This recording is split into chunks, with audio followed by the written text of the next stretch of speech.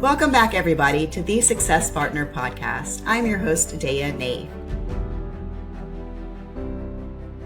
And today we have Laura Licursi in the studio.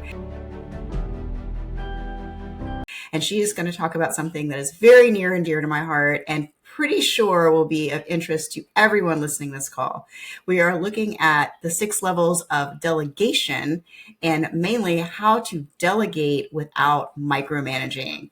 Laura, I'm so excited about this topic. Go ahead and introduce yourself and take it away. Oh, thanks, Daya. Yeah, I'm very grateful to be here. So the company's Elite Virtual Assistants. So basically, we serve mostly attorneys, also some nonprofits and mission-driven CEOs with fractional executive legal assistants and paralegals. So we offer more of a white glove, high touch service. So we really have a tailored approach to setting people up for success and not just like pair and go. That's great. That's great. And I know that most of my listeners are small businesses or law firms. And so I think this is a very relevant topic. Yeah, great. Yeah, delegation is something that they really don't teach us. It's something that we tend to learn the hard way. So it's always something I love talking about. That's great. I think, and I think we tend to fall from either micromanaging or to complete abdication and just come back and everything's a big hot mess. Exactly, exactly. Yes, that's why this topic is just, I love talking about it because it's not, sometimes it's just not easy for people to delegate and to have a system almost to follow is just makes it kind of a no brainer. Like I can do this. I'm just going to follow the steps. Great. Lay out some of those steps for us. Yeah. So the first step is, you know how sometimes they'll tell you if you really want to explain something to somebody, like pretend you're talking to a fifth grader, right? So, and it's not to talk down to anybody, but it's because what seems obvious to you and me is not obvious to the other person. So, because a lot of the stuff we still keep in our heads and it might not necessarily be laid out as clearly as we think it might be. So, that first level is basically like giving step by step instructions and then having the person report back to you for feedback, like did they do it right? If not, what did they do wrong, or what could they do different next time? And then moving on to kind of the next steps. And then if we move into level 2, and you might have to do that for let's say a week. This is how you're going to delegate for your first week of working together. And if things are coming back and they look good, like okay, like she's got it or he's got it, we're going to move on to level 2, which is basically where the assistant or whoever you're delegating to identifies the problem.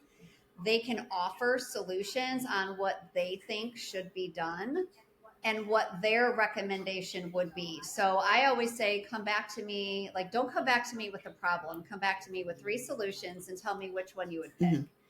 So if you have them do that, then you get to decide, okay, like maybe these are 3 great solutions, but I don't agree with the one that you recommend. Mm-hmm. So you're going to kind of work through that process again for somebody to kind of understand how you work, how you think. And again, you might need to do that for a certain period of time. But once you get through level 2 and you can see the recommendations coming back are what you would do, then okay, I can move on to level 3. Mm-hmm. Level 3 is basically going to be doing the person that you're delegating to is reviewing whatever the situation or the matter is. They're going to advise you, okay, this is how I would handle it, but they're not going to take any action until you give the okay. Okay. So every time you go, you're almost taking out a step, right? So you're not offering different solutions. You're bringing back one. This is the one that you think it's going to be. So once again, you see this is coming back, the right answer is coming to you, we can easily move on to level 4, which is they make their own decision. They get advice on, okay, is this the right decision right here? And then they take action unless you come back and say, nope, that wasn't right. So if they don't hear from you at this level, And again, you want to, it's just like, it's like not telling somebody I need this as soon as possible. It's giving a deadline. Mm, Okay, this is what I'm going to do. If I don't hear back from you by the end of the day, I'm going to take okay. action. So then, they will go ahead and take action. And then that moves you basically into that next level, which is going to be that they just take action now. They handle situations on their own and they report back with, okay, this is what I did and this is what the outcome was or the results were, whatever that looks like, so that you still are communicating together, but you are still open and getting that feedback. And then level 6 is the one we all want to get to, which is delegate and forget it, Right. right? Okay, now this person's got it. They're just handling this independently, and we don't even need to check in except for maybe your weekly meetings. Yeah, that's great. So that's how you can, yeah, move through those 6 levels, and you can see each time the person gets more and more independence. Yeah, it makes sense. Just you're iterating the process and you're changing a few things up while you're empowering people at the level that as they start to grow into the organization. Uh, Yeah. yeah. What about people who don't take feedback well? Do you have any suggestion on that? Yeah, I mean, that's tough, but the thing is, you really have to be able to have those open conversations. We call them courageous Mm-hmm. conversations when we are dealing with like assistants and clients. It's just not being afraid though. And if they are having a problem with the feedback, I don't know if you're referring to like the delegator or the delegating Right. side. True. Both.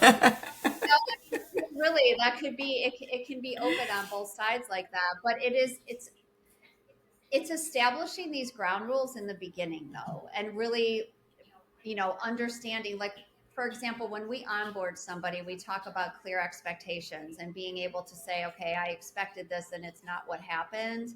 Like, if the person is really struggling with the feedback, I think sometimes we always have to take a look at how did we present it? Like, did I seem like I was on the attack?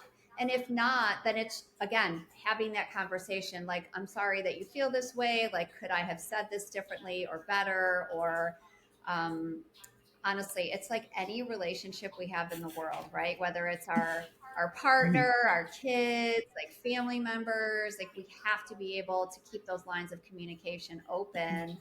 And you want somebody who's open to feedback, because we always want to work with somebody who wants to grow, right? Mhm. Like I mean, nobody really likes to hear that you're not doing something right, but if you don't tell me, I'm going to keep doing things Mhm. wrong. So we have to keep ourselves open to that. Yeah, absolutely. Like the personality and the willingness to grow and willingness to learn, like technical skills can be taught. And just with having that growth mindset as an employee and an employer, is really how things keep the business from getting stagnant. And of course, going on the right path. Yeah, exactly. Yeah. Exactly. Yeah, you always want that. That's really one thing that we always look for too, is people that want to grow. You have to, anybody who wants to just stay stuck in like I got this task done and this task done, like that's just not a growth mindset. So that's, even when you're interviewing people or looking for, that partner to work with, like that's a really big piece of it, is making sure that they're open to professional development as well as business development, Yeah, absolutely. because we should never stop learning and wanting to grow and evolve, Evolve, right? right? Yeah. Share with us a success story for your business. Oh my gosh, we have had quite a few of them. I mean, so for example, we started it was actually our very first legal Okay. client that we had. So this was like 9 years ago. And this attorney, they were a two-partner firm. They came to us and they wanted an executive Okay. assistant.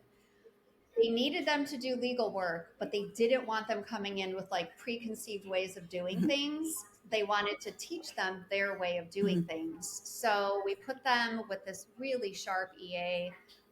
She was amazing. And we sat there and watched that firm grow. Like, they eventually, I think at one time they were working with 4 to 5 of our assistants at a time. because that then grew into bringing in a legal assistant, a paralegal, somebody to do content writing. Like it just, I watched them grow and expand, and it was such a cool thing. And we see that a lot. And the other piece of it is like, with the way that our service works, you can hire people directly after you've worked with them. And to again, to see that growth where somebody's just starting out, like let's say it's a solopreneur, and they're starting out with their very first person, and then they get to the point that they can bring them on as like a full-time employee. Those are great stories for That's us. great. That's such a win-win. Yeah, it makes a lot of sense. And do you help people decide like what it is they need? Like some people might think, I don't know, I need this particular role or this particular service, and then you kind of talk to them and you're like, oh, I think you'd be better suited with, I don't know, this type of thing. Yeah, definitely. We a lot of times when people come to us, I shouldn't say a lot. Sometimes people have used assistants before and really know what they want them to Mhm. do. But if it's their first time, we do we do a lot of strategic work with them as far as kind of having them list out like, okay, what are the things that you're doing every Mhm. day? And then let's take a look at that list, and off of there, what are the things only you can do? And then what are the things that you'll be able to teach or train somebody to do? And so we always have them start with repetitive tasks. It's not going to be worth your time, especially in the beginning, to train somebody to do something you do once a year, Mhm. or that can come later. But you want to get somebody engaged on a daily, weekly basis. That's the way that you build trust. So we help them figure out what those things are.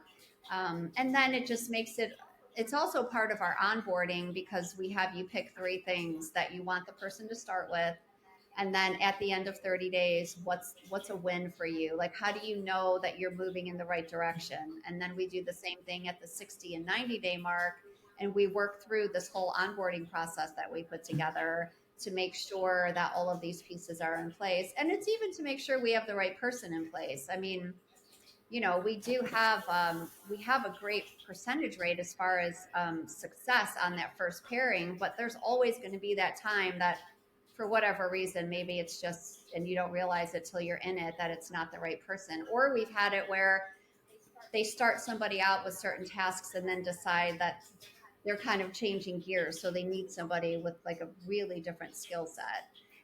So those are just all things that we work through in that first 90 days. Yeah, that makes sense. A lot of firms that I work with like add a practice area, or they're maybe merging with another small firm, and so they need some bridging of the gaps. And um, very interesting. So it's a very valuable service. How do people find you to learn more? So they can visit our website, which is elitevanow.com. They can connect with me on LinkedIn. I'm active on there, or they can email me, Laura at elitevirtualassist.com. EliteVirtualAssist.com. Wonderful. So for everybody listening, all that will be in the show notes, and feel free to reach out to Laura or myself. And yeah, definitely thank you again, Laura, for being on the show today. Thank you, all of our listeners. This has been another episode of the Success Partner Podcast. I'm your host, Daya Naef. Please like, subscribe, and stay tuned.